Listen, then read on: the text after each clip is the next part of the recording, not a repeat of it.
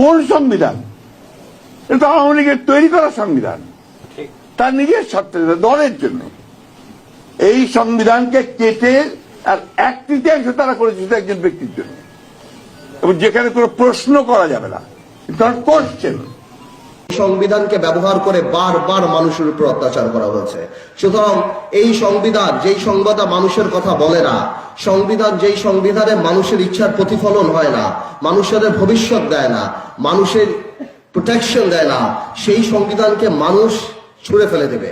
72 সালের রাষ্ট্র প্রতিষ্ঠিত হয়েছে যে সংবিধানের উপরে, সেই সংবিধান ছিল একটা ফ্যাসিস্ট রাষ্ট্রের কাঠামো, এবং সেইটার বিরুদ্ধে দাঁড়ানোর ছিল রাজনৈতিক কর্তব্য।